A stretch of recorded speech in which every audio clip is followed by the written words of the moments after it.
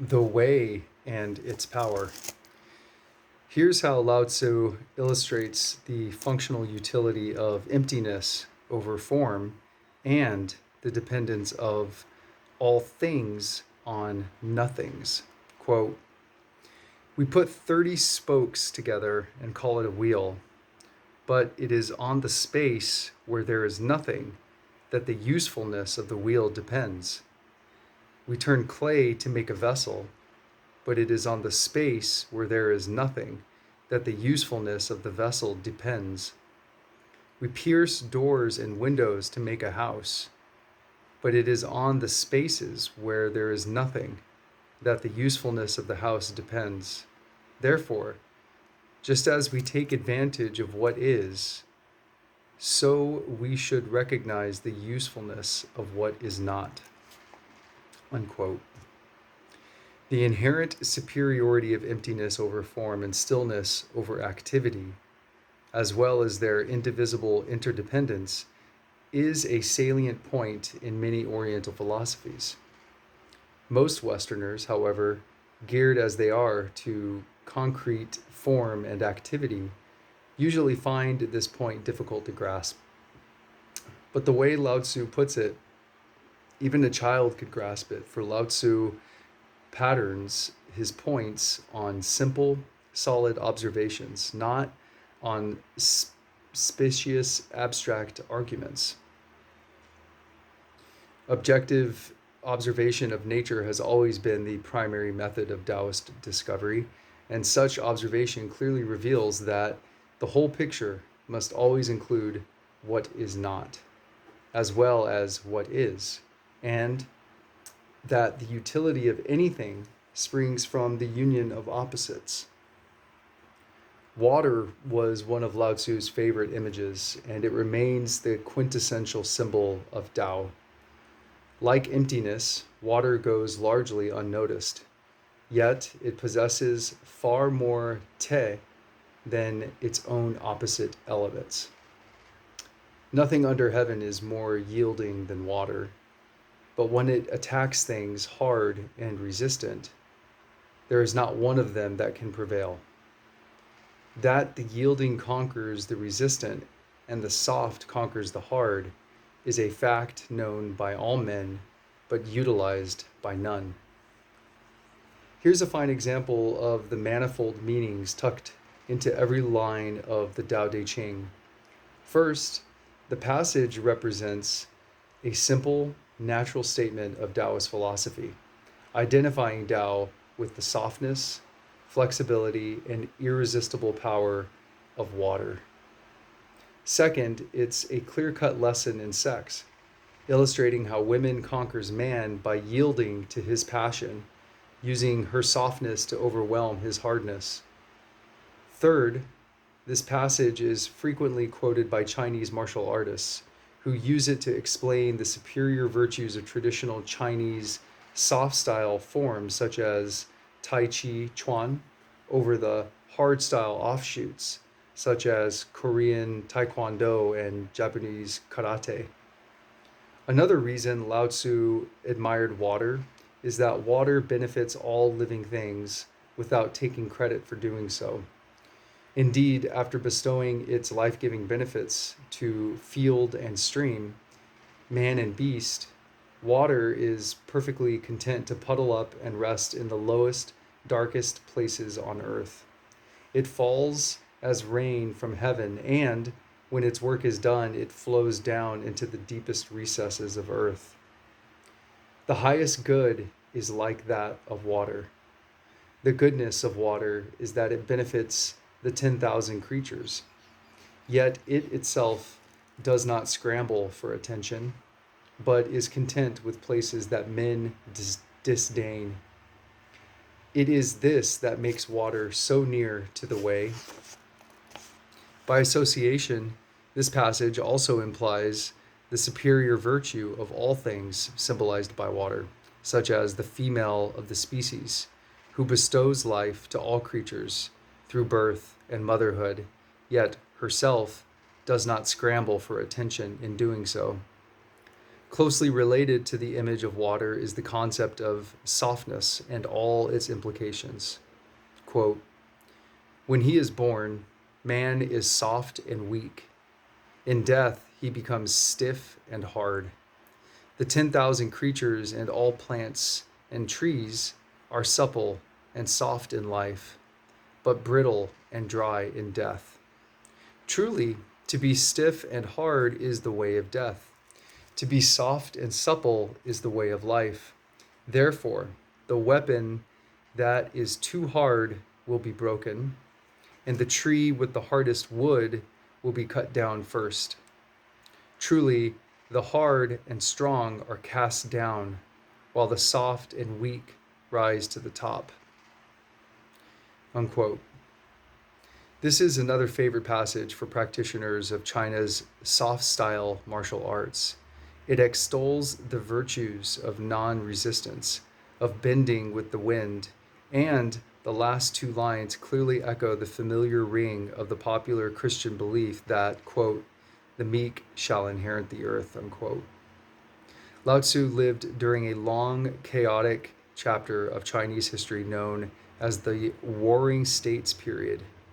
While dozens of petty princes schemed and vied for supremacy, kingdoms rose and fell like waves on the sea, with alliances forming overnight only to dissolve at dawn, and warring raging throughout the land.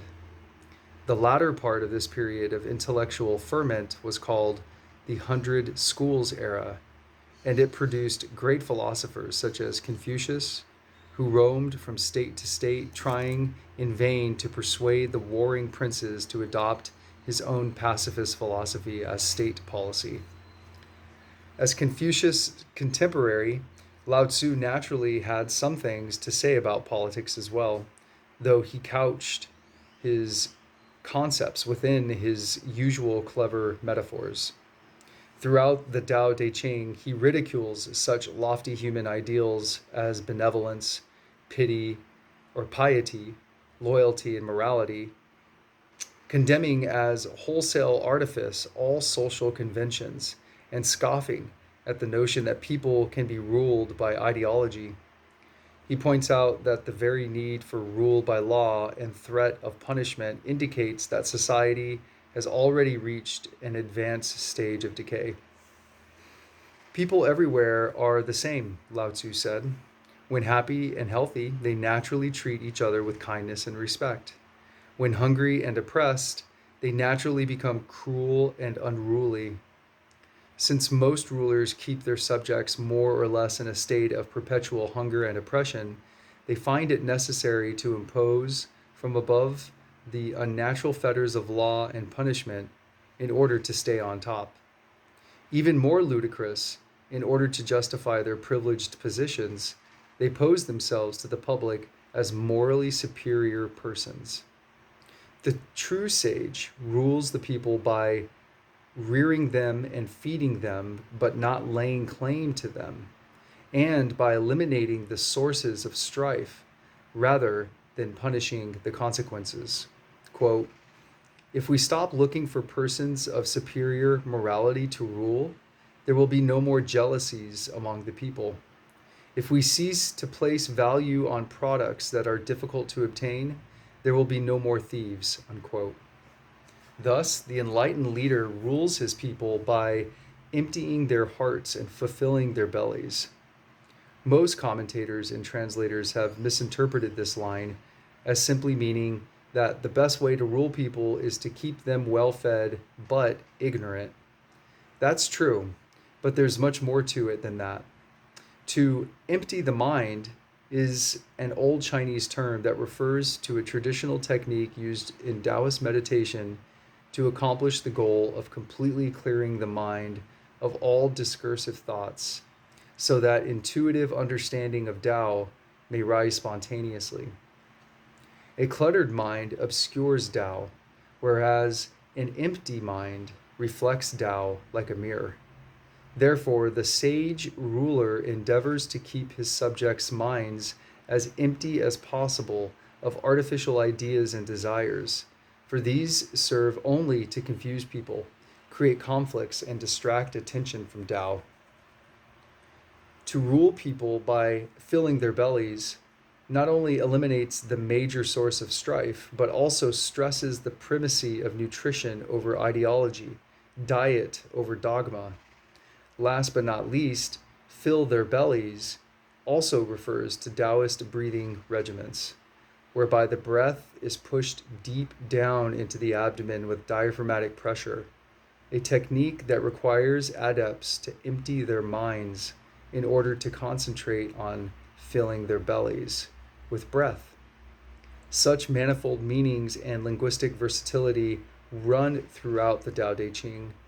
One of the most charming and incisive political commentaries in the entire book deals with relations between large kingdoms, which we call superpowers today. Quote, "A large kingdom must be like the low ground toward which all streams flow. It must be a point towards which all things under heaven converge. It must play the role of female in its dealings with all things under heaven. The female, by quiescence, conquers the male. By quiescence, she gets underneath," unquote. This, of course, was the cornerstone of China's foreign policy for several thousand years prior to the 20th century. Conquered several times by Tartar, Mongol, and Manchu invaders, China simply lay down and got underneath them, seducing these vigorous barbarian aggressors with the irresistible charms of Chinese food and dress, painting and poetry, music and dance, and, not least of all, Chinese women. Instead of fighting fire with fire, China fought fire with water and won, reducing her rock-hard conquerors to a heap of sand in the long run. Eventually, China survived and thrived while her various conquerors passed forever from the stage of history. Such are the benefits of playing the part of the female in foreign relationships.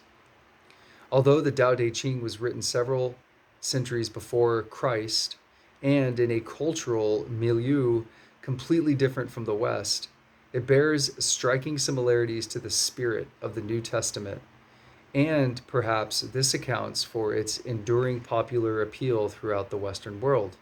For example, Luke chapter 6, verse 27 advises, quote, "Do good to them who hate you," while chapter 63 of the Tao suggests, quote, "Requite hatred with virtue." In Matthew chapter 26, verse 52, we find the observation, "They who take the sword shall perish by the sword," which agrees well with Lao Tzu's line in chapter 42, quote, "The violent man shall die a violent death," unquote. Conflict can only occur by establishing arbitrary, rigid boundaries between opposites and then defending them. Boundaries between man and woman, nation and God, good and evil, right and wrong. By erasing boundaries so that opposing forces may meet and meld and yield to one another, the two blend together and strike a natural balance, automatically eliminating the source of conflict. As we shall see, while exploring the various aspects of Taoism in subsequent chapters, balance and harmony among opposites form the philosophical key to all mysteries and the practical foundation of all avenues to health and longevity. Before exploring these mysterious avenues, however, let's complete our historical survey of Taoism in China.